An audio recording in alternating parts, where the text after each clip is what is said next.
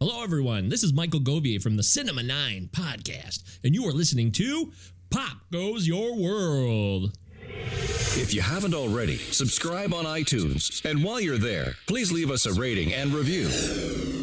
And now it's time for our feature presentation.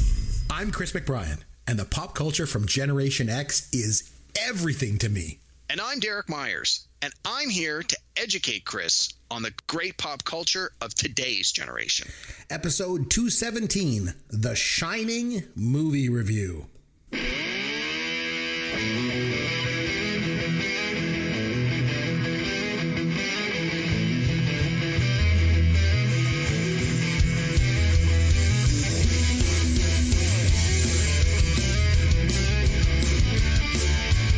Chris McBrien here, along with Derek Myers, and this is Pop Goes Your World, the pop culture podcast for the generations. Last time out, we held our pop culture fantasy draft for the year 1980. We're going to get to the results from that draft as well. Our judges have rendered their verdict, so we're going to get to that, and then we're going to be reviewing the 1980 film The Shining, nominated by Derek. But before we get to all of that, Derek, my friend, what pop culture have you been able to get to in this past week? So, Chris, you know how you're always saying new movies are terrible. They're all remakes, sequels, I don't based say on that. Comic books and those kinds of things. I never say that, do I? Once or twice, I think you maybe once said or that. twice, yeah. Well, because it's true, but okay, go ahead, please. Let me tell you, we went to the theater this week and we saw an original movie that was absolutely outstandingly fantastic. Oh, what called was it? Everything Everywhere All at Once. Does it sound familiar to you at all? Have you seen the trailer? No, I haven't seen the trailer, but the title sounds familiar for some reason. I don't know why. Why do I know that? Probably because it's amazing and people are talking about how great it is. So it's the movie stars Michelle Yeoh, and it stars the guy from the Goonies, the Chinese kid from the Goonies, Ke Huy Quan. Yes. I think is how you pronounce his name. Yes, he was also in Temple of Doom. Yes. This is like one of his first movie roles in like 20 years. Oh, yeah. He's in this. Jamie Lee Curtis is in it as the villain. And it's fantastic. The basic premise is that Michelle Yeoh's character is, a slightly older Chinese lady who has not had the greatest life. Her dreams have not come true the way she hoped they would. She's got a failing business. She's got a family where she's, having problems with her children, and she's now taking care of her ailing father. And there's a lot of problems in her life.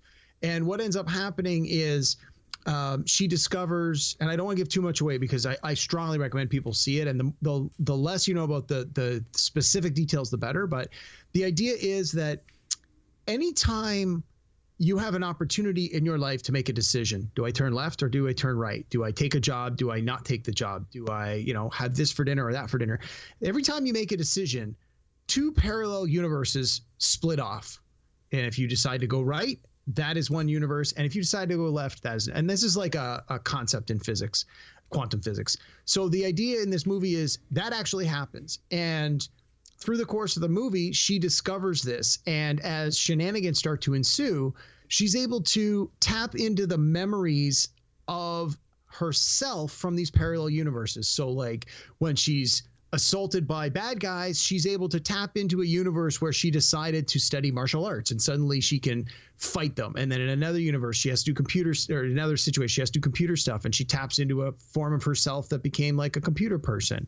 And it's just this really creative concept about how to tell this story. And there's just a lot going on. And because you're constantly pulling from these parallel universes, a lot of the performers get to play themselves in just slightly different altered ways, which I've got to think for an actor is a fantastic opportunity. And it was great.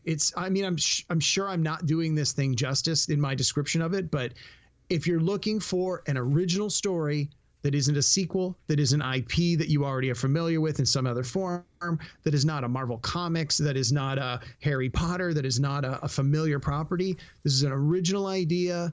It's fantastic. We saw it in the theater. I loved every minute of it. It was great. I can't wait to see it again when it comes out, either on home video or on Blu-ray.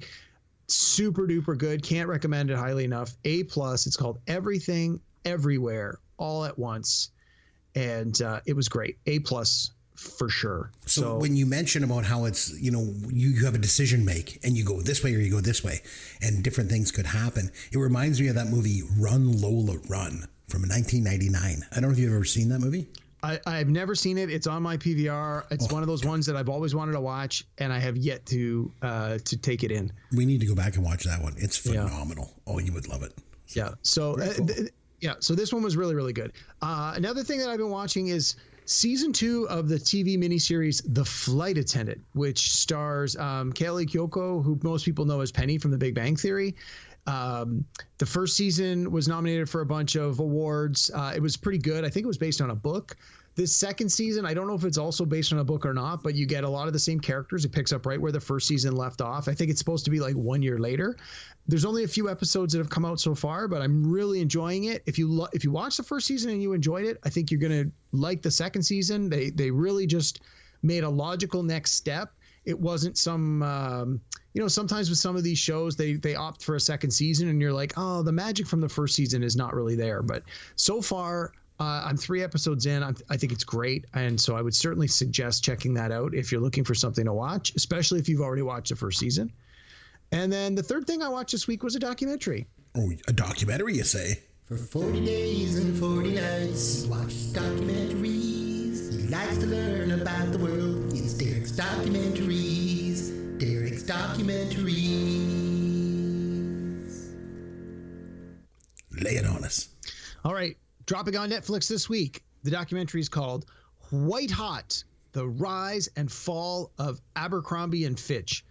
And you're probably thinking, hey, Abercrombie & Fitch, I know them. They're a clothing line, or they used to be, or I guess they technically still are. Yeah, that's what we're talking about. So the documentary basically focuses on the 90s and the early 2000s when Abercrombie & Fitch, as a store, as a brand, as a design, hit the popular culture, and it was just everywhere. The stock shot through the roof, and it was everywhere. And it was, what do they call it? Aspirational. Like everyone wanted to own the products, wear the products, be like the people in the ad. It became, part of the reason it became so famous was because it had these like risque ads where it was a lot of men with no shirts on. And so the documentary starts by giving you sort of the background. This is what the company is. This is what the company was trying to do. This is why the company was successful. And then, of course, you realize, hey, they only hire beautiful people, and mostly just white beautiful people. Well, what if I'm not one of the, quote, beautiful people, or what if I'm not white? And what was happening was they were either not hiring people who were not, did not meet their standard of beauty, or they would hire them and give them like the most demeaning jobs in the store, not let them interact with customers, hide them in the back. Like the one girl of color that's in it, she talks about how they always had her washing the windows and sweeping the floor. And eventually a lot of people that were clearly discriminated against, despite what the company said, brought a lawsuit against them, and that changed everything. And it was an interesting trust me, there's no surprises in this documentary. It goes exactly where you expect it to go. Many people are probably familiar with the story if they're of a certain age, but it was interesting. I mean, you know me, I like a documentary. And so I would say it's probably sort of middle of the road, like maybe a high C, like CC plus if I had to give it a score. It's not that long either. I think it's a little under 90 minutes. And I actually found that for me, part of the reason I enjoyed it so much was when they were recapping the period of time when the company was at its peak, was sort of that early to mid 90s through to the early to mid 2000s. And that was when I was at university and I moved out on my own for the first time, and I had my first job and I got my first place. And so for me, it was a certain amount of nostalgia that came with watching this documentary. Even just like hearing the music that they chose, and like even like, not that I ever worked at Abercrombie & Fitch or wore Abercrombie & Fitch. Honestly, it was not a brand that appealed to me because I'm not like, all buff and ripped like I am now. Like me, yeah. Sorry, I couldn't even say that without laughing. But no, it was interesting. It is what it is. And you mentioned the songs in it. Did they use that song? I remember there was a song called Summer Girls that came out in 99. One of the lyrics was, I like girls that wear Abercrombie and Fitch. Yep. That's the only thing I know about the company. No, that they definitely talked about that, how the brand like just became a huge part of the pop culture phenomenon. And no, it was good. I mean, I enjoyed the documentary. It's getting sort of mediocre reviews, but it was new. Every time I see like Netflix or Amazon shows me like new documentary, I'm like, well, let's give it a shot and see what it's like. And believe me, there's been a few I've had to turn off, but no, this one, it was fine. It was middle of the road, but it was interesting. But I certainly didn't really learn anything. Sometimes you'll learn something from a doc you watch. You're like, wow, I didn't know that about the dolphins that way. Or it's like something you don't necessarily know a lot about. This one went exactly where you expected it to go. I don't think it's much of a spoiler, but it's full of beautiful people. And you get to see where a lot of the models that were a part of the big campaign, where they are now, which was kind of interesting. So anyway, it's on Netflix. Most people have Netflix. You're looking for 90 minutes or less to kill some time, give it a shot. Cool.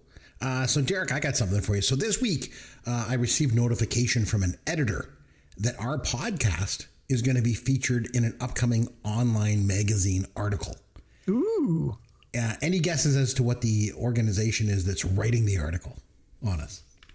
Keep in mind that we're young and we're hip and, we're with it and all that stuff. I'm guessing it's a magazine called Stay Off My Lawn, Old Men Who Don't Like Change in Pop Culture. Very, very close. It's the AARP. Do you know what that is? No, I don't. It's the American Association of Retired Persons. Oh, geez. So they reached out to me. They're like, we'd like to feature your podcast in one of our articles. Can you send us like some artwork, that we can put in the thing? I'm like, yeah, sure. Here you go. I would just like to also mention this is the second time that we've been featured in an article by the AARP. So it's not WKRP. No, it's AARP. Maybe because I like WKRP so much that I'm being featured in AARP. I'm not really sure. But Chris, are you sure this is for real? Did they ask you to send nude photos of yourself or like pictures of your feet or anything weird to go along with this article? No, they're actually going to be featuring us in an article for the AARP. So go figure. And did they give you any more detail than that, or it's going to be? I'll let you know when it's out, and I'll mention it here on the podcast for sure. All right. It's obviously an article for us older folk, and us older folk. I got to tell you, like this. Here's your dad joke of the week. So I thought since your movie this week, The Shining, is based on a Stephen King novel, that I would do a Stephen King dad joke for you. Okay. And everyone, of course. Okay. So Derek, why do you never buy just one Stephen King novel? I have no idea. Because misery loves company.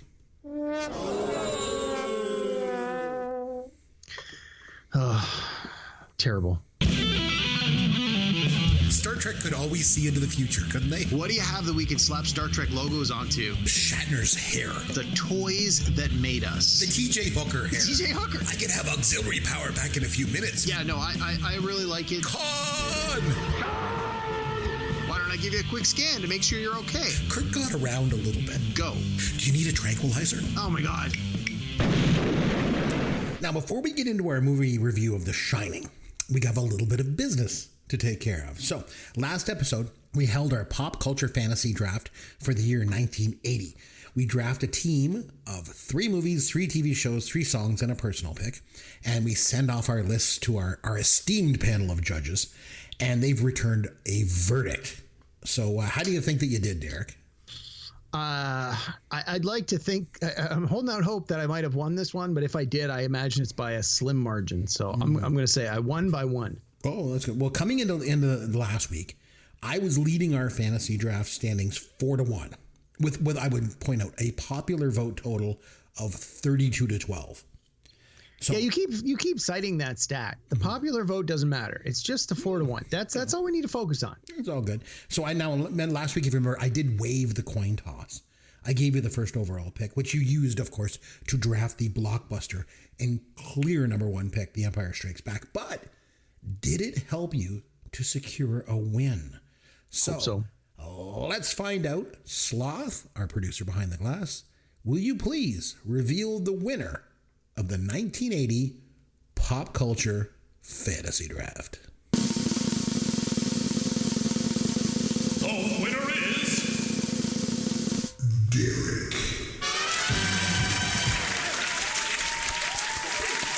Ooh, congratulations, my friend. You take home the Funko Fonzie Trophy. You won 6-3 in our panel. Oh, nice. Judges. Yep. I do a little exit poll after we post the episode. I know a couple of I don't know who all the judges are, but I know a couple of them. And so when we do this, I usually reach out to them and say, hey, after you vote, would you mind telling me which list you voted for? So the two people I reached out to after a couple of days both came back and said they had voted for my pick.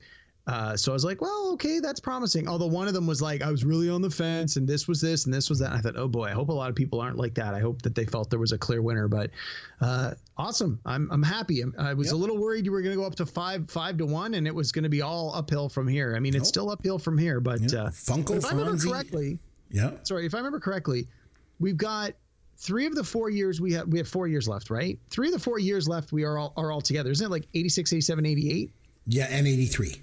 Yeah. So, and personally for me, I feel that I'm going to do better in those later drafts. Like I think 89 was the draft I won previously, right?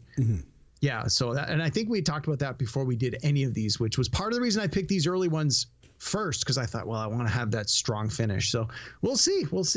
Even though I gave you that first overall pick because I waved the coin toss, and I love our panel of judges. They're good and they're wonderful people, but they got it wrong. I got to tell you, we all make mistakes. I really thought that I had a stronger list, but you win some and you lose some. That's what drafting's all about, but it's all good. So you're pulling closer. You're getting there. So, closing the gap.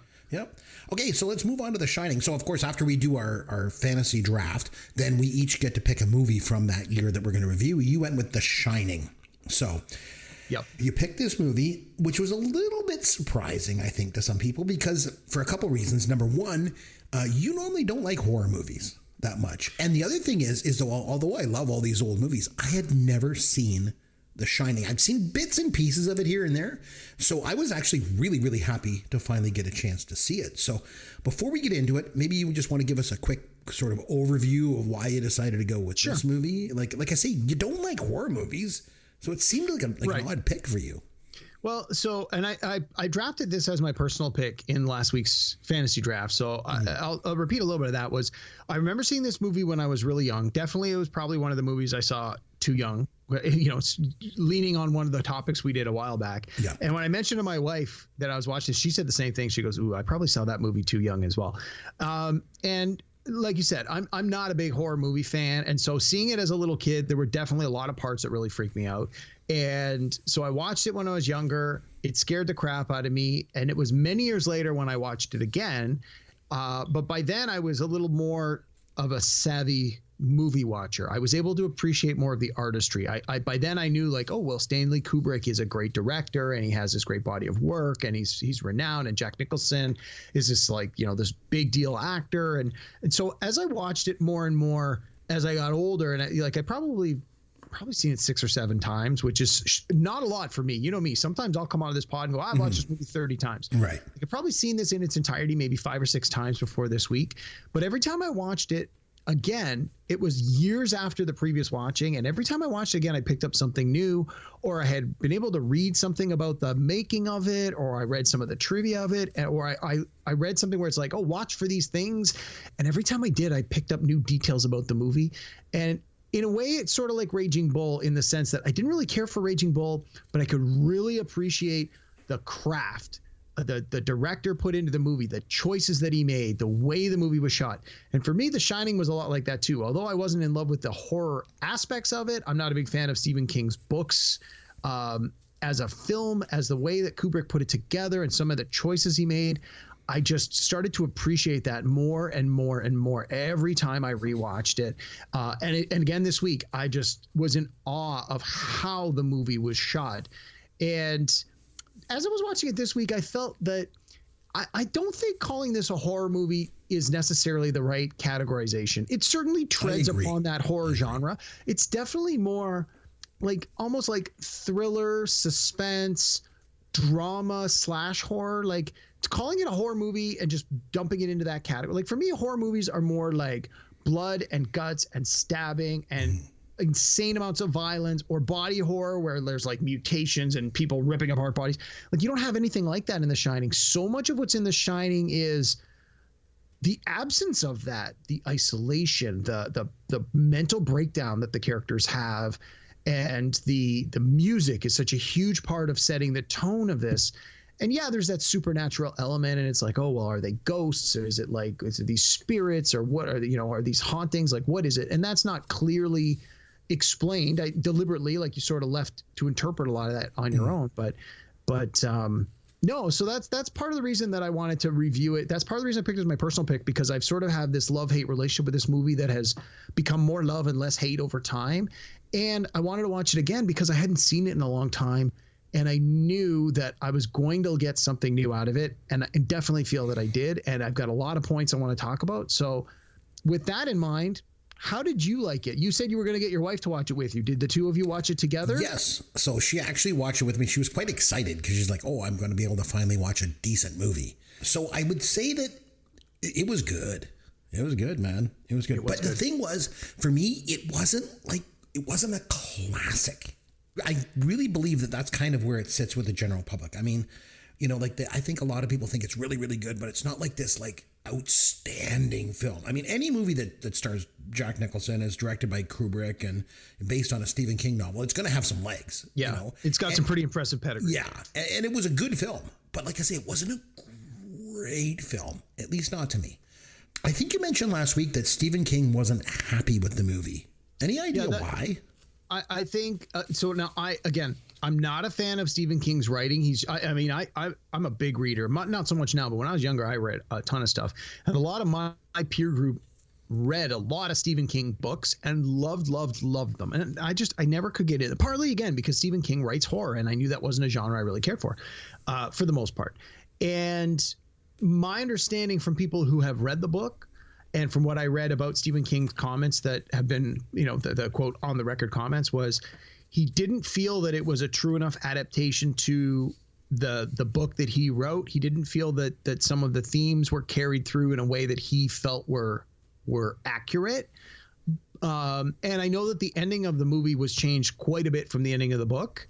And I think that obviously, artists can be very territorial and possessive of their art, and in the case of writers, right. And if a book gets turned into a movie, a lot of times the writer just collects a check and they sign it over, and then the studio does what they want with it. And you hear so often where people say, well, the book was better than the movie, or the author will say, yeah, I didn't really care for that adaptation, they didn't really hit the right strides. And it's like, well, if it takes you 20 hours to read a book and they condense that into a 90-minute movie, of course they've got to make changes and cut stuff out. And of course some of the subtlety is going to be lost. And of course some of the themes aren't going to be as prevalent.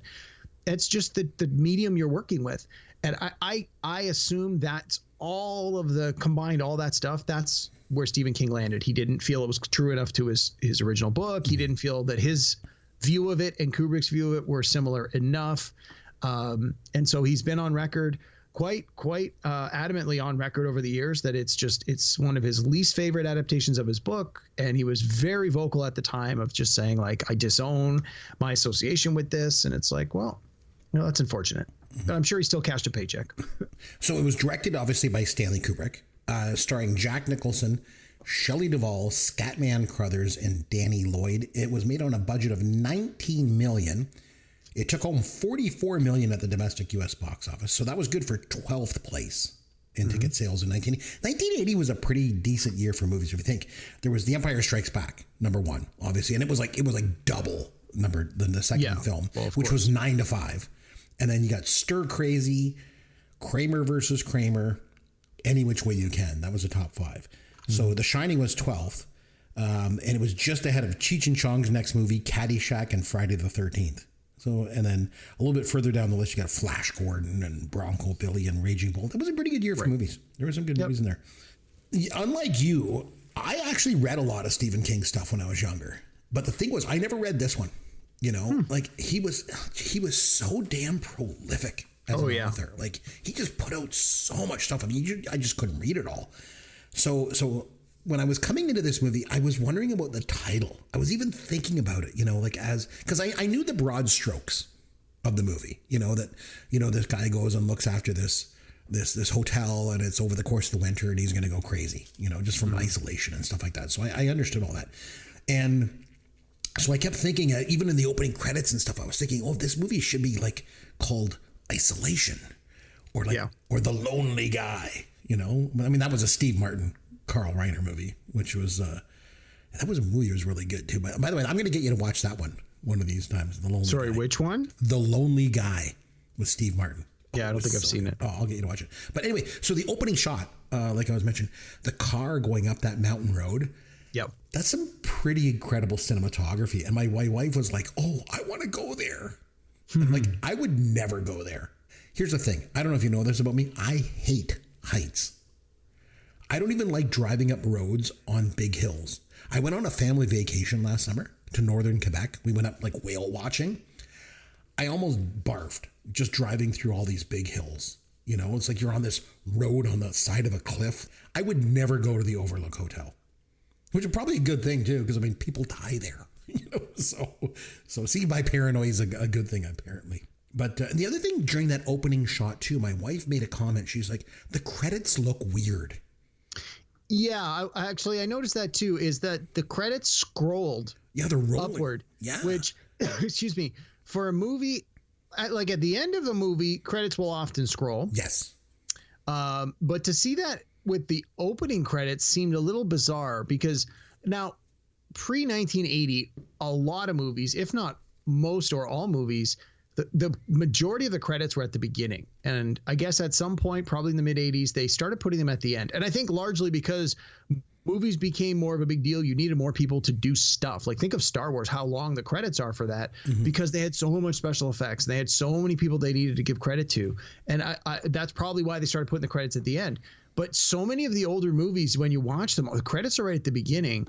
But again, it used to be just like title cards.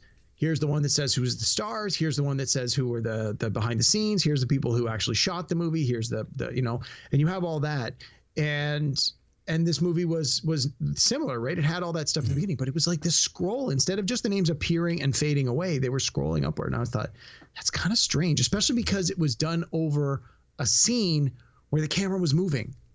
Like, I think it wouldn't have been as jarring if it was simply a static shot of like a house or a community or of a tree or of a landscape. A very scenic opening shot too. Like, it's funny that you mentioned. It's funny that you mentioned Star Wars. Having lots of people in it, so they had to put the credits at the end, because Star Wars was one of the first film that I remember that had no credits at the beginning. Got Lucas in trouble too, if you remember. Yeah. So this movie opens up with Jack Nicholson. He's going up there. And he goes to this job interview to stay at the Overlook Hotel for the winter and like be the caretaker. And then Shelley Duvall stays home with her son. And her and her son are sitting in the living room of their apartment. And he's eating a sandwich and she's got a smoke going. Yeah. Like the ashtray's like right in front of him.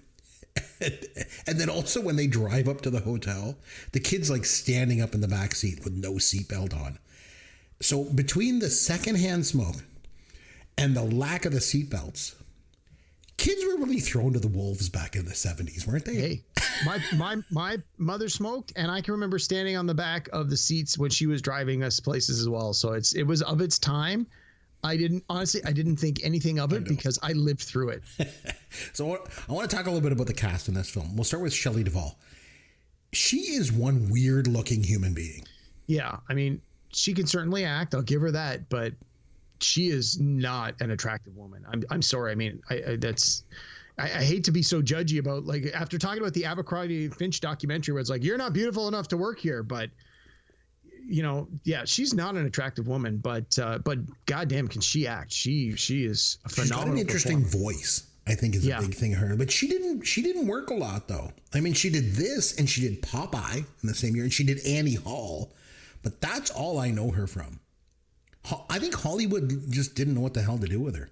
Because she, like you say, she's not that stereotypical kind of Hollywood leading lady kind of type. But, well, and as much as like her performance in this I thought was very good. It's unfortunate that given the time in which the book was written and the movie was set, they didn't really give her anything to do. Like, she was just the damsel in distress the whole time. She was running around crying and screaming, and it was unfortunate that a movie that really only has one male adult, one female adult, and one child in it. It's like the female adult is given so little material. Like, if this was to be remade today, or they were to use, inspired by The Shining, the female character would have so much more, would be such a more developed and rounded character.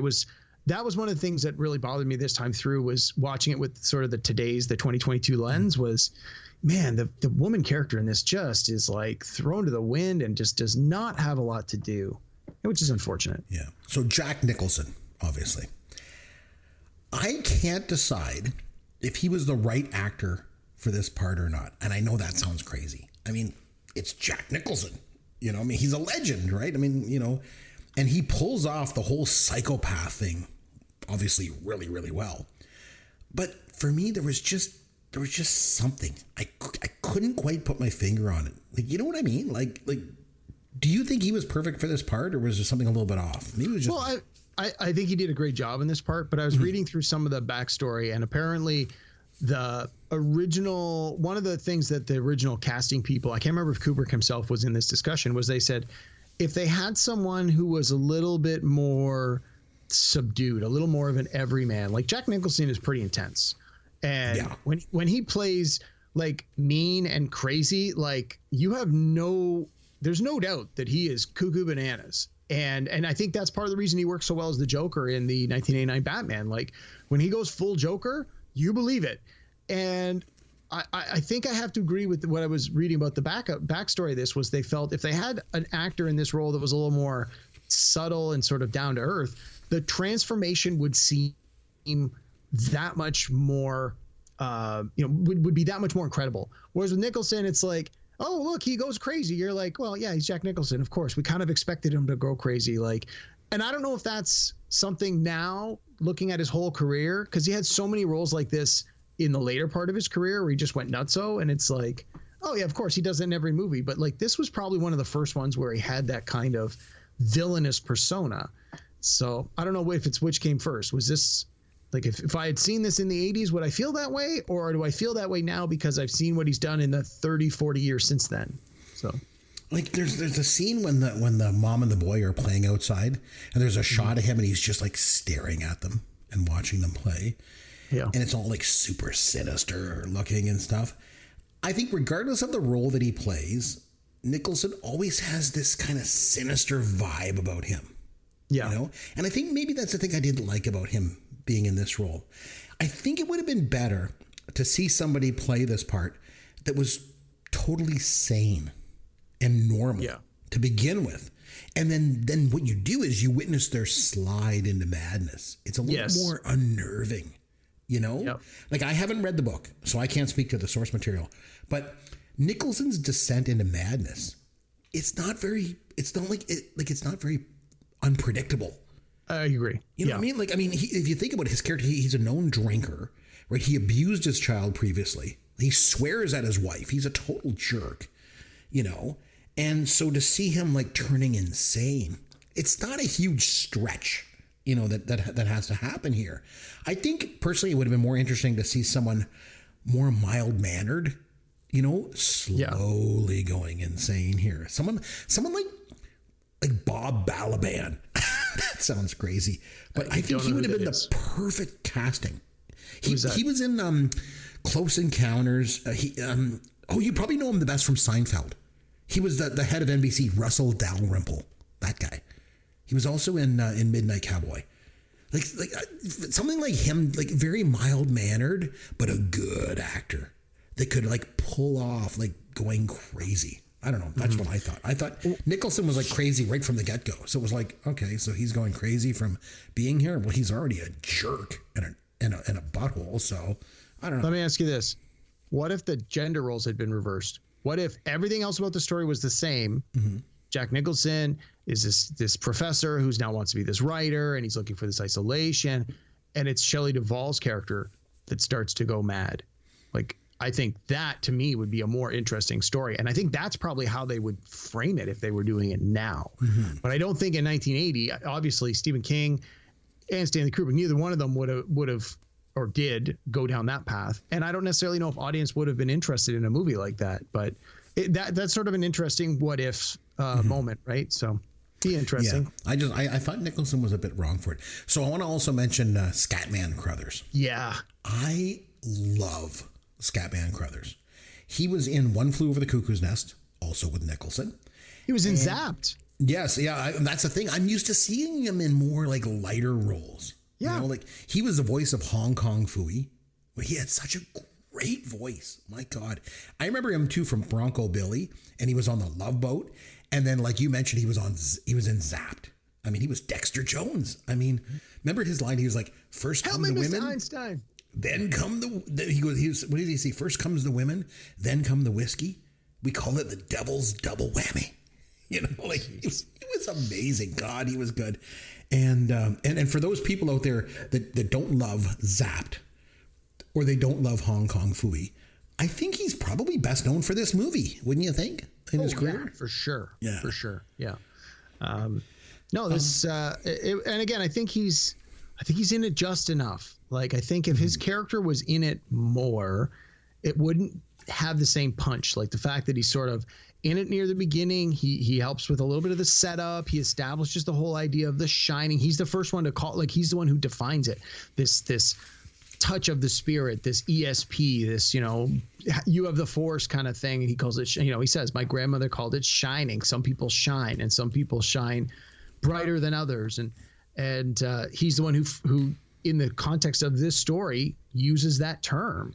So I think he's an important part of this movie, and I like that he's in it just as much as he is. The scene when he's laying in bed and he's watching the news. Oh, by the way, surrounded by artwork of naked black women, I might add.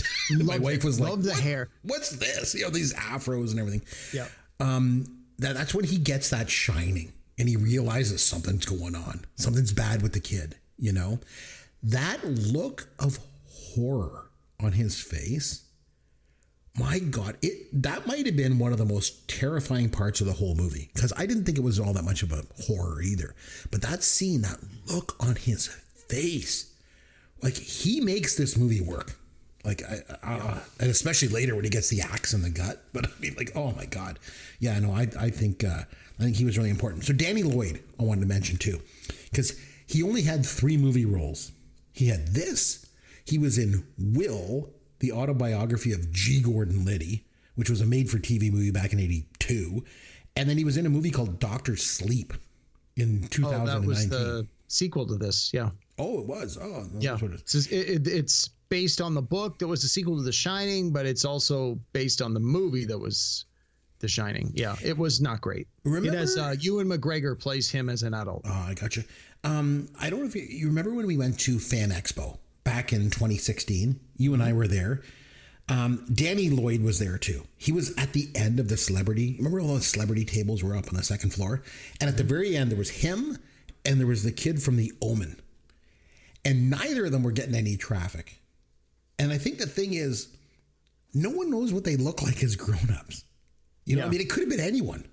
Like, I remember when I went to that, the Fangoria Weekend of Horrors back in 91, and the guy that played Jason from Friday the 13th was there. And it was like, how do you know it's him? Yeah. He was wearing a goalie mask in the movies. It could have just been anybody. So for me, it was kind of the same thing when Danny Lloyd was at Fan Expo. Like, I kind of felt sorry for him in a way, you know, like but he was fantastic in this movie. Yeah, he was really good. Really important. Like you mentioned Scatman Crothers being in it just enough and having a really important pivotal part in this movie. I thought Danny Lloyd, like his performance was key to this movie working as well. Agreed. It's like I mean, I don't think he did as good a job as the kids that were in E.T., but like we just talked about E.T. a few episodes back, how the performances of the children were pivotal to that movie working. And this same thing.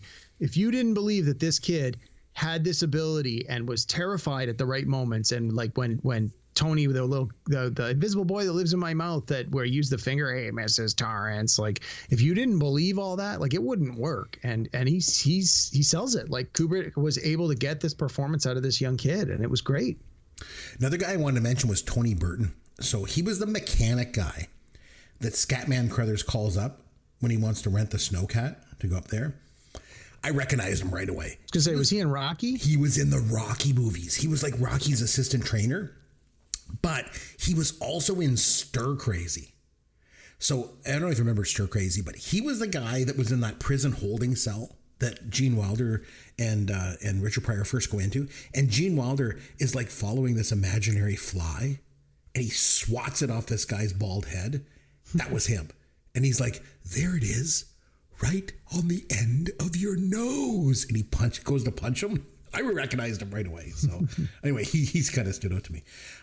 Something you mentioned earlier, I just want to come back to, about how stylistic this movie is with some of its shots and stuff like that. The shot of the kid driving his big wheel around the halls. Iconic, yeah. Like the camera follows him, like it's positioned really, really low and it goes right behind him. I do not know how they did that shot. Maybe some sort of dolly of some kind. Like they said they used a wheelchair. That was, it's funny. I was saying to my wife, I said, I wouldn't be surprised if they had a cameraman holding a camera in a wheelchair and someone was pushing him around. That's exactly what they did. That makes perfect sense. I said that to her, because it's a great shot. But it's not even just the visual of it. It's when he's riding it, the sound the big wheel makes, and when it's on the carpet, it's muted. And then there's the one scene where he goes from hardwood to carpet to hardwood to carpet. Yes. And you really pick the sound in this movie and the music in this movie is so key. And it's like that just helps to sell this scene of just how isolated and quiet. Like, although we have a score through the majority of this movie, if there are only 3 living people in a building that size for months on end, the silence is going to really start to play tricks on you. You're going to start to imagine you hear things.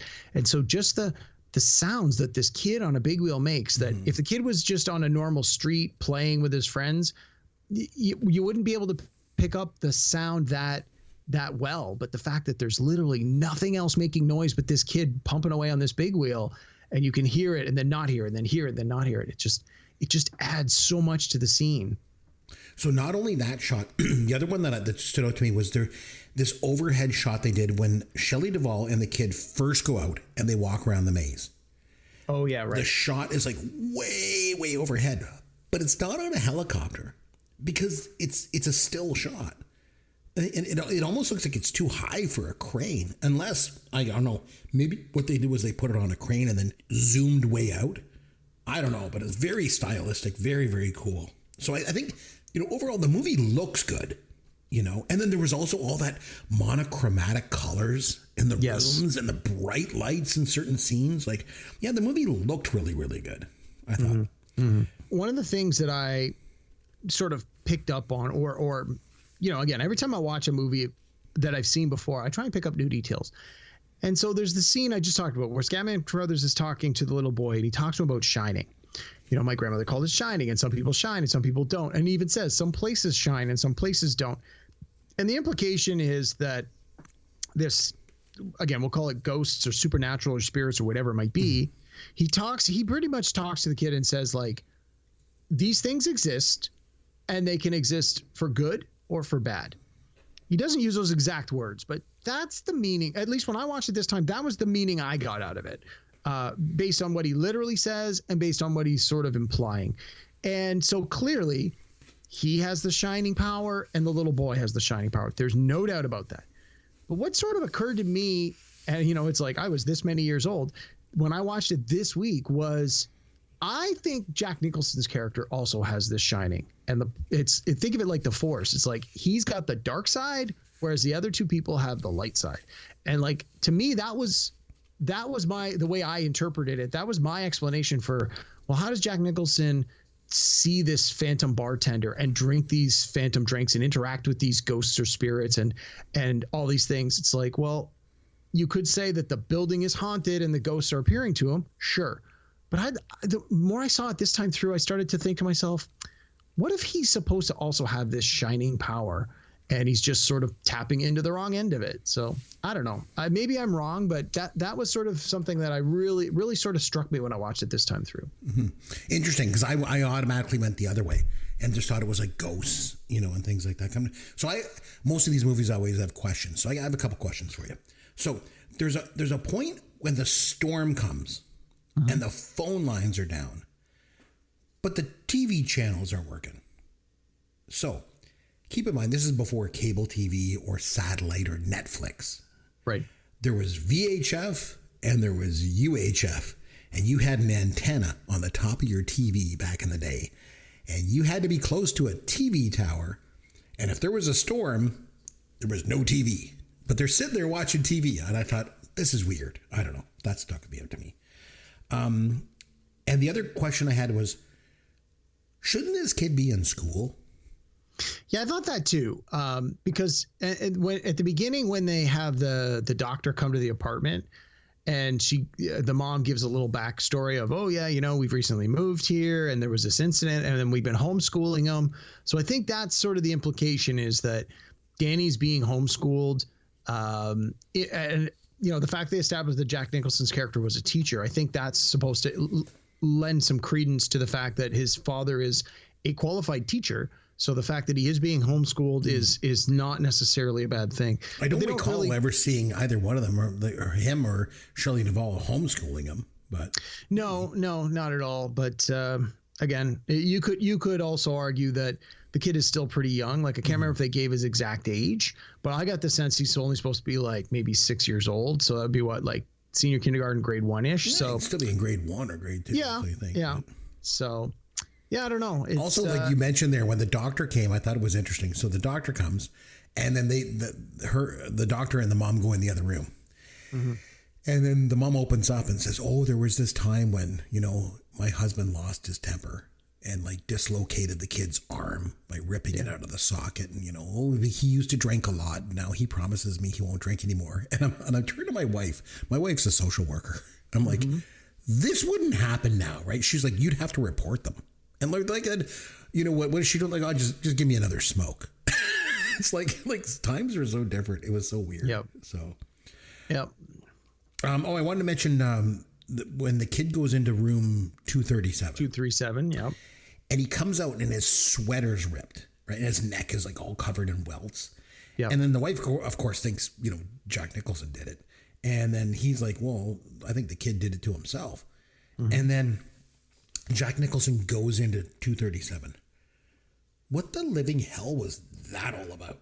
Like, there's this really attractive and very naked woman in the room, and he kisses her, and then she turns into this old woman that was all like, was that like rotting flesh? Like, was she dead? Like, what the hell was that all about? I think that's exactly. It's just supposed to be this evil ghost or spirit that's the representation of a dead person, or they don't really explain it much. It's weird. Like, you start to get the sense that there's some bad stuff going on here. Like, I don't know if that was supposed to be the mother of the two little girls, because they talk about how she was killed as well, and it seems that 237 is the room where they were staying. I didn't really read too much into it. It's just like. Okay. You mentioned the bartender. I want to go loop back to him for a second. That was the actor from Blade Runner, right? Yes. Tyrell? Yeah, he plays Tyrell in Blade Runner. I recognized him. I recognized his voice before I recognized his appearance, and I was like, oh, yeah. That scene when Jack is alone with the bartender totally reminded me of the movie that you made me watch, Passengers. Yep. When Exactly. Chris Pratt was with the bartender in that movie, I don't know if it was an intentional homage to The Shining. Absolutely, but it was. Sure seemed like it when I watched it. It totally was. Yeah. And even the layout of the bar in Passengers is very reminiscent. The color scheme is very similar. Yeah, that was definitely in the trivia for Passengers, how the people who made the movie Passengers were certainly influenced by The Shining and pulled little details from it. It's certainly not the only time that this movie has been paid homage or spoofed in some way. You had reached out to me and you were like, hey, before we do this, watch The Simpsons season 6, episode 6, Treehouse of Horror. So I watched it tonight. Yep. I had seen it maybe, years and years and years ago. So I did watch it. And yeah, so did you want to mention that at all? Yeah, well, and again, I've probably seen that Simpsons episode 20 or 30 times, and whereas I've only seen the movie, 6 or 7 times. And it's been a long time since I watched either one of the movie or the Simpsons episode. But of course, as I'm watching The Shining, in the back of my mind, I'm remembering the scenes from The Simpsons. And so, of course, after we finished watching this, I had to go and I looked it up. What season is it? What episode is it? And I watched it again. And just some of the lines are so funny where Moe is like, he offers Homer a beer and he's like, you want a beer? You got to kill your family. And he's like, well, why would I do that? And he's like, because you'd be much happier. Well, you don't look very happy. He's like, oh, I'm happy. Try la la la la. Now go kill your family. And no, it's The Simpsons has a really good way with those Treehouse of Horrors. When they do a parody or a spoof or an homage of something, they really seem to be able to hit the nail on the head of sort of like some of the scenes and just make them over the top ridiculous. Family Guy does this as well, but they tend to go in a slightly more tend to go in a different kind of direction when they do their spoofs. And they've done some Stephen King ones, but they did not do The Shining. But no, it's like when so I've mentioned before on the podcast, I do not watch movie trailers for movies that I know I have every intention of seeing. So good example, this weekend, the latest fare from Marvel Comics is the Doctor Strange movie. I'm going to see it partly because I like Doctor Strange, partly because I saw the first Doctor Strange movie, partly because it's a Marvel movie. I'm going. They have my money. I don't want to see a trailer because I don't want to know anything about it going in. I know it's going to, I have a certain set level of expectation. I'm just going to give them my 10 or 15 bucks and I'm going to enjoy it. But after I watch the movie, I usually come home and watch the trailer and sort of go, oh geez, well, like, how did they sell this movie? What would I have known from the trailer going into this movie that I'm glad I didn't see? And there's always a ridiculous amount of spoilers. But that was sort of how I felt with this Shining, is after I watched The Shining, I almost felt like it was a little reward. Now I'm going to go back and watch that Simpsons parody and see, like, which of the broad strokes of this 2.5-hour movie do they use in a 5-minute Simpsons cartoon? And I think that really emphasizes what are considered the most classic scenes, the most memorable scenes of this movie. So the thing I liked about the Simpsons episode was when they were describing, I think it was like Smithers and Mr. Burns were describing to Homer the things that have happened here. Oh, you know, there was a guy that killed his wife and he killed his kids and this and that. Oh, and we've also had John Denver here. And then he's like, what? Oh my God, the horror, John Denver. So I thought it was kind of funny. So that was good. I wanted to just mention a couple more things. So there's a scene when Jack Nicholson goes into the gold room and it's full of people having a party. Yes. And there's all these like flappers from the Roaring 20s. Mm-hmm. And let me tell you, you and I have talked before about how much smoking goes on in these old 80s movies that we watch. But my God, every single person in the Roaring 20s party was smoking. And you know, like we watch these movies and some people in the 80s smoked. Apparently everyone in the 20s smoked. Yeah. Like no wonder their life expectancy was like 50, back then. Like, but it's funny you bring that up because this week I listened to a podcast where they were reviewing the movie A League of Their Own because it's having its 30th anniversary this year. Yeah. And that was one of the nitpicks someone had was for a movie that's supposed to take place during World War II, there was not nearly enough people in the movie smoking. And the one guy's like, well, it's supposed to be a family movie and it came out in the 90s, so they didn't want to depict that. And the guy's like, that's BS. They were trying to make a lot of this movie historically accurate. And it was sort of the opposite of what we always say, where it's usually, I can't believe everyone's smoking. And his nitpick was, I can't believe not enough people in this movie were smoking given when the movie was supposed to take place. So just kind of funny that you bring that up again. And I had heard the exact opposite argument of that earlier this week on a podcast. So what was even when Scatman Crothers calls the cops to check in on the hotel, the cop is like smoking a cigar. Yeah. While he's at work. I was like, oh my God. So the scene too, when Shelley Duvall goes in and finds what he's been working on his novel, all work and no play makes Jack a dull boy. Yep. And again, just to go back to what I said before, I think his descent into madness would have worked just so much better if he didn't start off quite as scary and intense. Yeah. I agree. Because even that whole scene is kind of hinges on her horror at the fact that he's losing it, and it would have just been so much better, I think. It would have. You mentioned the music too. The music, I think, is what made a lot of it kind of creepy and stuff. And then I was thinking about this when I was watching it this time through, was if you had an opportunity to watch this movie without the score, I think your experience would be vastly different. I think I don't want to say it wouldn't be scary movie, because I think the absence of sound would be a whole new way to appreciate this movie, and the silence and the why he starts to have this descent into madness, whether it's because the ghosts are prodding him or whether it's because of the isolation or whether he's already mentally unstable. But I think a lot of people, when they watch this, they don't take that into consideration, that there are like this massive hotel would have like almost no background noise, and it would be incredibly overwhelming to people who are not used to it. So she starts to see the ghosts at one point because she goes upstairs and she sees the guy in the bear costume performing a sex act, I'm assuming on the bartender. That's what I think was going on. I don't know. Apparently that's something from the book, and that was one of the criticisms I read about the movie. Is in the book it's covered, not that I've read the book, but they were saying in the book you learn more about the history of the hotel, and they start to learn more about the different people, and then you find out that, you know, way back when there was this guy, he had this homosexual relationship with this other person, but he always had him dress up in animal costumes.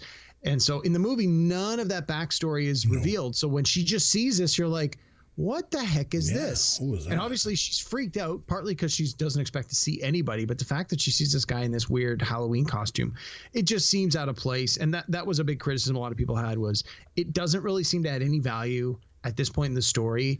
They could have easily just cut that out and just had her run up and even not show what she sees, just have her reaction. Like she looks that way and screams. The audience can fill in the blank and go, well, she's clearly seeing something that she shouldn't be seeing, and then she runs off. Like, you didn't need to put that in there. It seemed to her.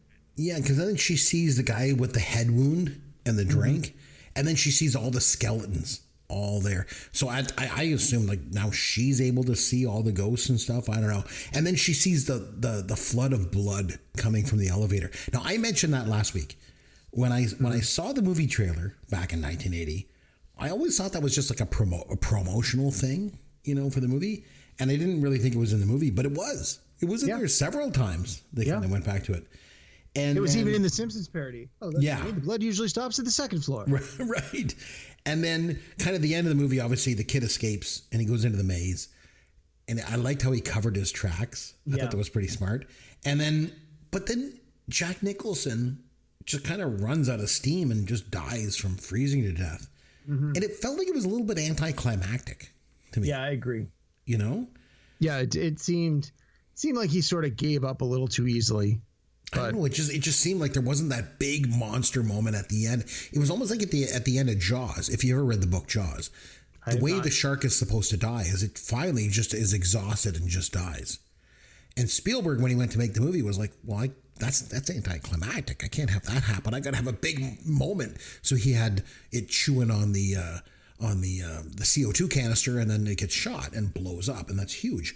And this movie didn't go that way. It just kind of just runs out of gas and dies. So now I read that there were some extra scenes that were supposed to be at the end of the movie that were shot and were actually included in the movie in the theatrical release. And then after about a week, Kubrick had them pulled.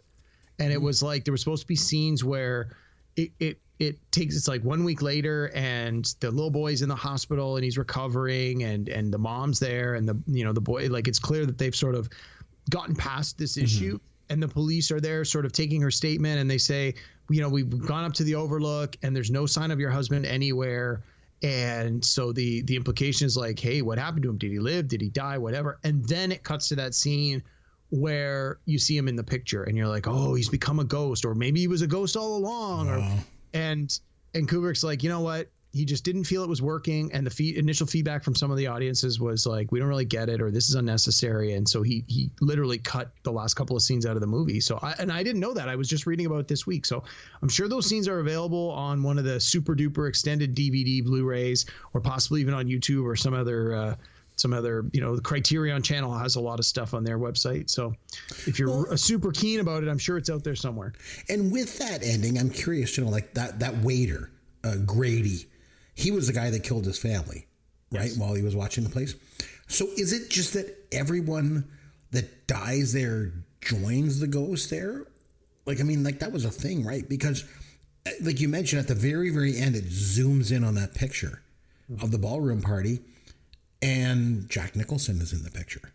And so then you wonder, like, so was he always there, or did he just join the ghosts after he died? I mean, like, what was your takeaway on the end? Yeah, I don't know. I mean, personally, I like it when a movie leaves it open-ended like that for you to assume. And I don't know if it's more clearly defined in the book or not, but yeah, I don't know. I never really definitively decide one way or the other. I just like the ambiguity of it. Yeah. So, like I said, overall, I thought it was good, but it wasn't great. It was flawed. That's what I'll say. Yeah. But it's definitely, as someone who can appreciate filmmaking, it's like, I think that's really where it shines. Again, it reminded me of what I was saying about Raging Bull. I'm not a big fan of the movie Raging Bull, but I certainly can appreciate the artistry. And with this one, I actually enjoy this movie a lot more. And again, I can really appreciate the work and effort that went into it, the stylistic choices, the way it was shot, the music cues. There's a lot of technical things to really enjoy about this movie, and the performances were great too. So I would say Raging Bull was much better of a film than this. That's just my opinion. So would you give it out of 10? We always like probably to do that. Probably an 8. 7.5 to 8.5, but I'm going to say probably an 8. Let's just land right on an 8. Interesting. So I'd probably give it about a 7.5. Yeah. So we're pretty close. We're both pretty close. All right. Yeah. So we were in agreement on that. So let's move on to Fun with Caveman. All right. There is a game around here that we like to play, as you know, and I thought that we would play this game again this week. So as long as you're okay with this, it's something that we've done from time to time, and I like to call it Pick the Flick. Yeah, pick the flick. You get the synopsis, then pick the flick. You get the year, pick the flick. Last time we played this game, you said I was being too hard on you. So I'm going to go nice and easy. Really? I don't remember. What was the theme the last time? I can't remember, but you were like, I thought you would get more of them, and you didn't. So I thought I'm going to make it easy on you. You're going to get every single one of these, okay? So our Pick the Flick, this is the Stephen King edition. Oh, boy. Oh, maybe all of these movies, they have to be pretty easy because I'm not a great Stephen King. Well, yeah, no, you didn't read a lot of his novels, but I mean, all these movies are based on Stephen King novels, okay? So you know the movies, right? So I'm going to give you the year and the synopsis. Tell me the movie, and they are all Stephen King novels, okay? So we're going to start with 1990, okay? After a famous author is rescued from a car crash by a fan of his novels, he comes to realize that the care he's receiving is only the beginning of a nightmare of captivity and abuse. That would be Misery. Of course. Okay. 1976. A shy, friendless teenage girl who's sheltered by her domineering religious mother unleashes her telekinetic powers after being humiliated by her classmates at her senior prom. Was that Carrie? Yes, the one that I mentioned that I watched on my flight, if you remember that. Mm-hmm. Okay, 1983. A friendly Saint Bernard contracts rabies and conducts a reign of terror on a small American town. That would be Cujo. See, I told you, you're going to just kill this week, okay? 1983. A nerdish boy buys a strange car with an evil mind of its own, and his nature starts to change to reflect it. Geez, is that Christine? Was that the name of the car? Yes, very good. Stephen King really likes these one-word titles, doesn't he? Mm-hmm. Yeah, the last three have all started with the letter C, like a Cujo and Christine and Carrie. Okay, 1989. After tragedy strikes, a grieving father discovers an ancient burial ground behind his home with the power to raise the dead. Was that Pet Sematary? See, you're killing it. Okay, let's keep this easy stuff going. 1994. Two imprisoned men bond over a number of years, finding solace and eventual redemption through acts of common decency. Yeah, one of the best movies ever made, Shawshank Redemption. All right, 1986. After the death of one of his friends, a writer recounts a childhood journey with his friends to find the body of a missing boy. It was Stand By Me. Told you you're going to get them all. This is a good movie, too. Oh, fantastic. 1987. In a dystopian America. Right up your alley, Derek. I already like this. Yeah. Where's this going? A falsely convicted policeman gets his shot at freedom when he must forcibly participate in a TV game show where convicts, runners must battle killers for their freedom. Oh, was this Schwarzenegger and Richard Dawson? What the hell was that one called? Running Man? The Running Man. All right, 1990. In 1960, 7 preteen outcasts fight an evil demon who poses as a child-killing clown. 30 years later, they reunite to stop the demon once and for all when it returns to their hometown. I think that was it. I think they remade that like a couple of years ago, but I'm going with the original made-for-TV movie. Okay, 1984.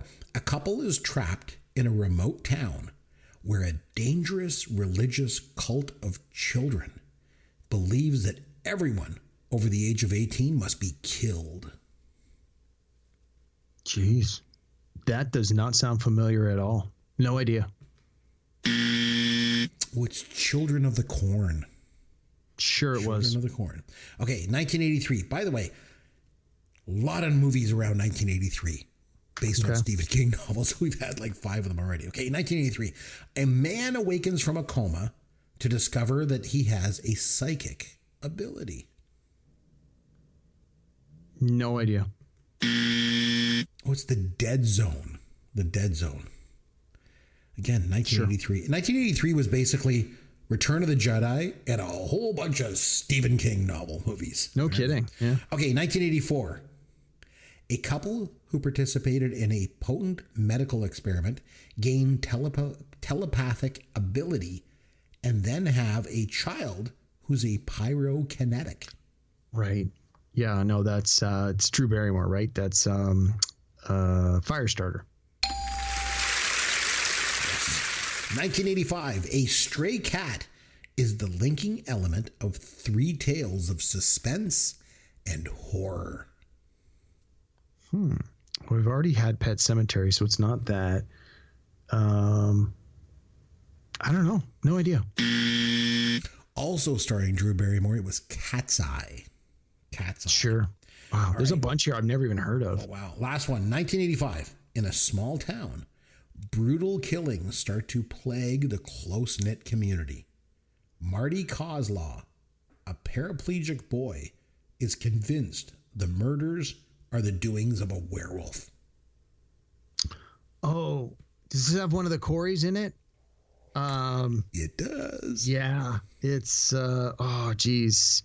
Is Nick Nolte in this too, I think? I believe he is. Yeah, I've definitely seen this one. It's a werewolf one. It's called, I think it was called Silver Bullet. Yeah, you got it. You got it. Nice. I remember seeing in that where Nick Nolte goes and he's like, my grandson's just discovered the Lone Ranger and he needs a silver bullet because he doesn't want to sound like a wackadoodle and say like, I need a silver bullet to kill a werewolf. And that's how he gets the local guy to make him silver bullets. And I thought, that's clever.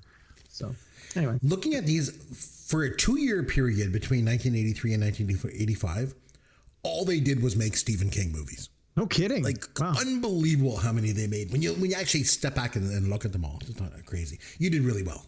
You did really good. Well, the ones I didn't get were just simply ones I've never heard of. So, yeah.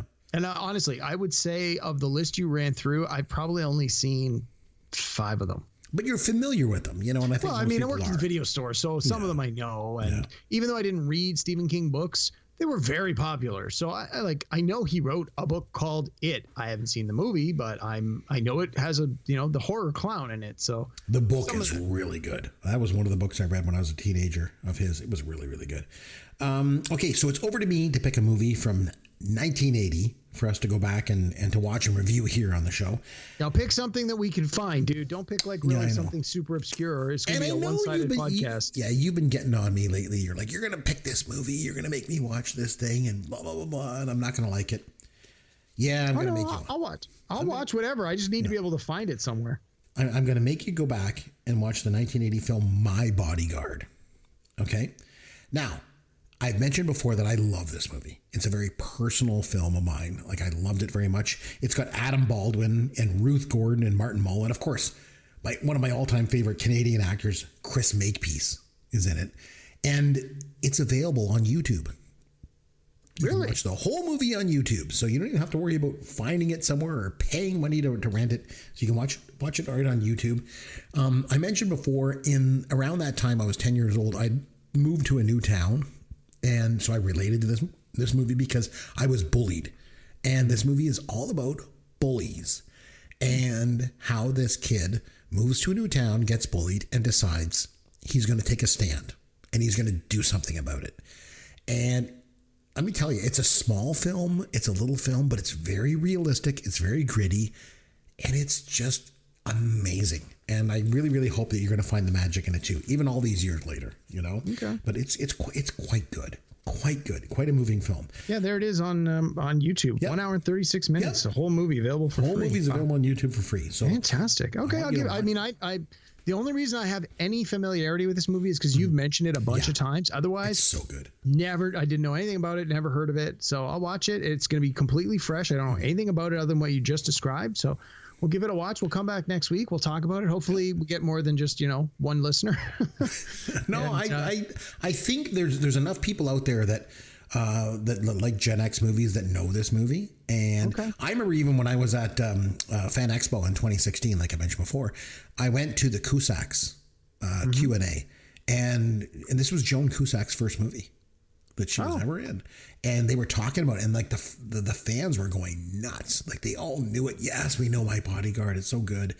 It's a very special movie. I really believe that, and I think that when you watch it, you're going to be like, wow.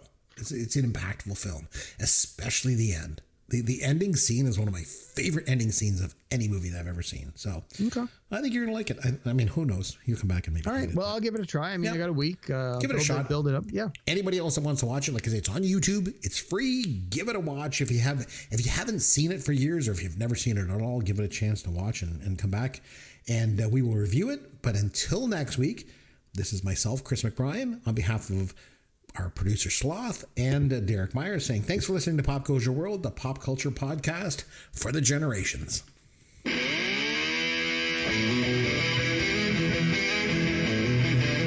Thanks for listening to Pop Goes Your World. You can contact Chris and Derek at popgoesyourworld.com. Please take a minute and review the podcast on iTunes or wherever you download and listen to the show.